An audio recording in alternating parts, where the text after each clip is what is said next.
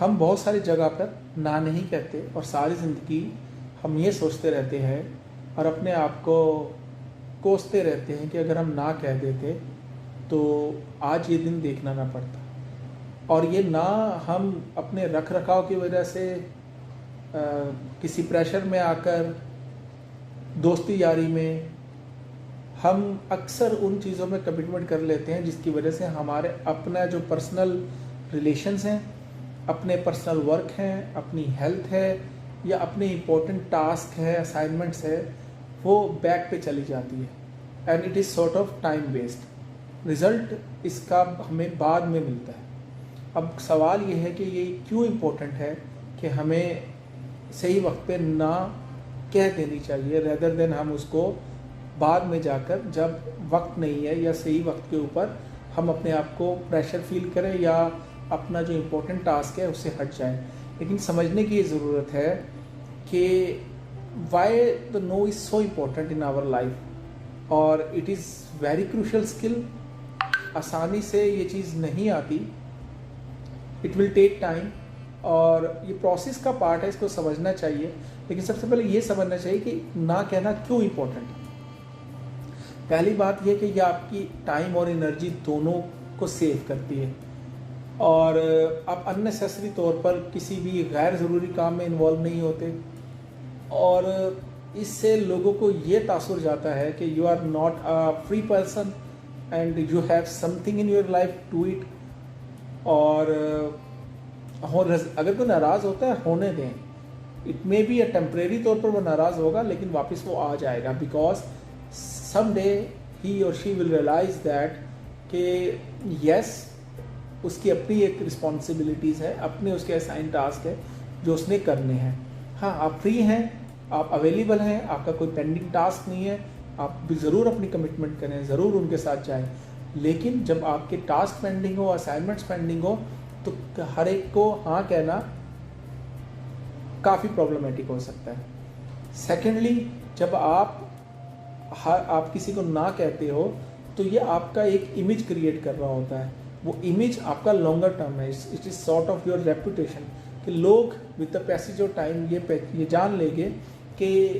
ये जो पैरामीटर्स है या ये जो चीज़ें लाइफ, ये जो चीज़ें हम कर रहे हैं वो एक्सेप्ट नहीं करेगा, ही और शी टोटली डिनाई, तो ज़रूरत ही नहीं, वो दोबारा आपसे पूछेगा भी नहीं। और it is one time no, आपको सारी ज़िंदगी का इससे आज़ादी मिल सकती है। सो थर्ड इज़ कि जब आप नो कहने का जो अमल है अपनी लाइफ में लेकर आते हैं, ये आप रिस्पेक्टफुल रिलेशनशिप आपके साथ क्रिएट करता है और इससे ये पता चलता है कि जो आपकी कम्युनिकेशन है वो बहुत क्लियर है। आप एक क्लियर पर्सन है जिसके अपने मोटिव्स हैं, ऑब्जेक्टिव्स हैं, गोल्स हैं और वो समझता है कि दिस टाइम जो मैं ना कह रहा हूँ मुझे मालूम है कि मेरे लिए क्या ज़रूरत है। सेकंड पर्सन को भी ये समझना चाहिए क्योंकि हम इमोशंस के ऊपर बहुत ज़्यादा चले जाते हैं और सेकंड पर्सन ये समझता है कि इसने मेरा दिल तोड़ दिया और आज मेरी दोस्ती ख़त्म, मेरा रिलेशन ख़त्म। ये सब चाइल्डिश बातें हैं जिसका रिज़ल्ट आपको कुछ नहीं मिलता बिकॉज हम वैसे भी इमोशनली ड्रिवन पर्सन्स हैं। लेकिन जब आप ना कहते हैं तो दूसरा पर्सन ऑटोमेटिकली एक मैसेज लेकर जा रहा होता है कि यस ही और she has a set boundaries और उसने उस तरीके से अपनी लाइफ को ड्रिवन करना है।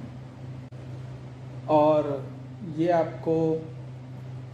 रिसेंटमेंट और गिल्ट से आज़ाद करता है कि जब आप हर एक को यस कहेंगे तो कहीं ना कहीं ये आपको रिसेंटमेंट और गिल्ट प्रोड्यूस करता है और आपको ऐसा फील होता है कि आप अपनी सेक्रीफाइस कर रहे हैं अपनी नीड्स किसी दूसरे के लिए। और जब आप अपनी नीड्स को प्रेफर करते हैं जो इम्पोर्टेंट है आपकी लाइफ के, आपकी गोल्स के, तो आप इन दोनों चीज़ों से, रिसेंटमेंट और गिल्ट और डिप्रेशन, फ्रस्ट्रेशन, इनसे बच जाते हैं। और द लास्ट ये है कि आप अपने आप को एम्पावर्ड कर रहे होते हैं। एम्पावरिंग मीन्स के जब आप हर चीज़ के बारे में कॉन्शियस है और आप उसको जज करते हैं, you take a deep breath, you take a time to think whether मैं इस काम के लिए जाऊँ, ये मुझे इसके साथ ये काम करना है, कमिटमेंट करनी है। तो जब आप उसके अपने बारे में सोचते हैं तो आप अपने आप को एम्पावर कर रहे होते हैं। उस एम्पावरिंग का ये होता है कि आपका सेल्फ कॉन्फिडेंस बढ़ता है और आप में एक असर्टिवनेस आती है कि आप लोगों को अपना बयानिया आसानी तरीके से बता सकते हैं, और वो with the passage of time ये समझ जाते हैं कि इसकी जो एक सर्कल है अपने आप का वो बहुत स्ट्रॉन्ग है, और ही और शी इज़ वेरी क्लियर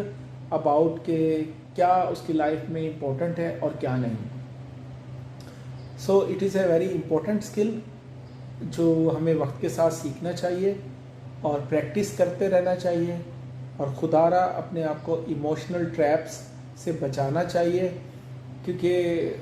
दुनिया में इनके अलावा भी बहुत सारे काम हैं जो हमें करने हैं और करने चाहिए, रैदर देन हम पूरी ज़िंदगी इमोशनली ट्रैप रहकर चलते हैं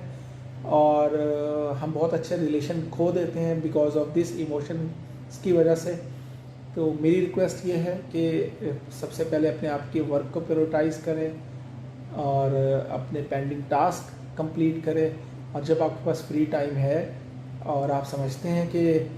अब मैं आज़ाद हूँ, मैं अपना फ्री टाइम स्पेंड कर सकता हूँ, तो यू आर